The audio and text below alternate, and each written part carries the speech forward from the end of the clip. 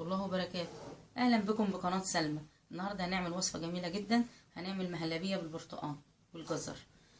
انا كنت عاملة في فيديو قبل كده ازاي بتعصري البرتقال والجزر ونعملهم عصير. اول حاجة هنجيب الجزر نغسله ونكحته كده ونسلقه عشان يقدر يمشي في الخلاط مع البرتقال. والبرتقال بنقشره وكله يبقى مع في الخلاط وبتعصريه بعد كده او بنصفيه. تعالي بقى هنا المقادير معانا اللي هنحتاجها: 3 معالق نشا، هنا السكر طبعا حسب التحلية والرغبة، وهنا فول سوداني او اي مكسرات تحبي تحطيها فوق الوش. انا صفيت البرتقال والجزر وحطيتهم على النار في الحله.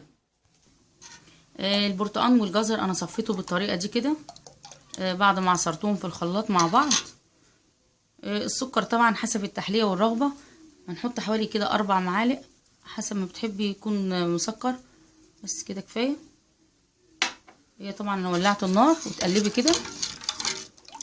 النشا هنعملهم بشوية مية، هنفكهم بشوية مية باردين، طريقتها سهلة جدا.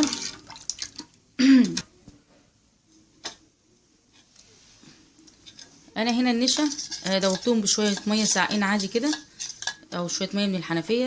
النشا طبعا حسب ما يربط، معلقتين او 3 معاكي. هنا لسه هنا المهلبية لسه انا حطيت لها السكر، نبتدي نحط لها النشا.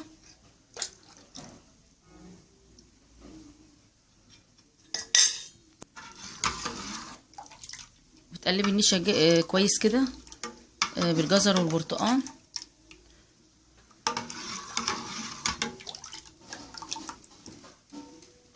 سيبيهم على النار لما يفكوا بقى يبتدي يتقل شويه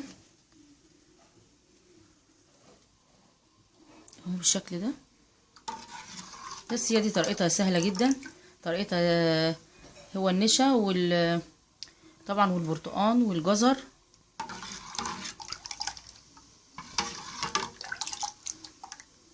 بس اسيبها تغلي بس غلوتين كده واطفي عليها واوريها لكم ان شاء الله. المهلبيه نزلناها من على النار، تقلت بالشكل ده كده. طريقتها سهله، نشا وسكر وميه طبعا، والجزر معانا والبرتقال مكون طبيعي احسن من الحاجات اللي بتبقى صناعيه.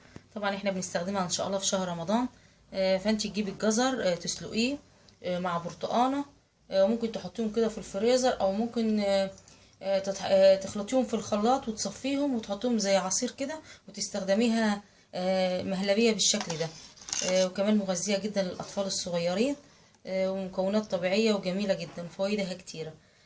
كده خلصنا ان شاء الله. بس هنحطها في الاطباق، بتحطيها في الاطباق وبنرش عليها المكسرات بقى اللي عندك، سوداني، جوز هند، زبيب بالشكل ده. تحطيها في التلاجة، بتقدميها للضيوف، حاجة بتبقى رخيصة احسن من الحاجات اللي هي الصناعية. الجزر كتير في السوق والبرتقال. هاتي واعملي حاجة جميلة جدا لولادك بالشكل ده كده. ممكن تحطيهم برضو في اطباق كده صغيرة للأطفال.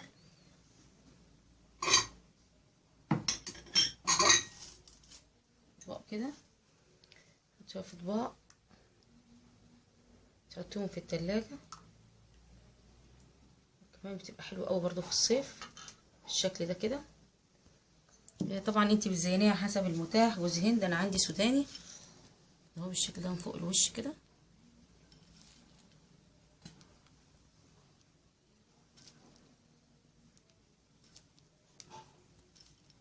لو عندك زبيب، عندك اي حاجه مكسرات بتزيني بيها اهو بالشكل ده كده. بقت جاهزه معانا المهلبيه بتاعتنا. بشكركم جدا لحسن المتابعه، وان شاء الله هنزلكم الفيديو بتاع عصير البرتقال، لانه فيه طريقه السلق وطريقه عصير الجزر والبرتقال. بشكركم جدا جدا، ويا ريت الوصفه تكون سهله، وهي فعلا سهله جدا. والسلام عليكم ورحمه الله وبركاته.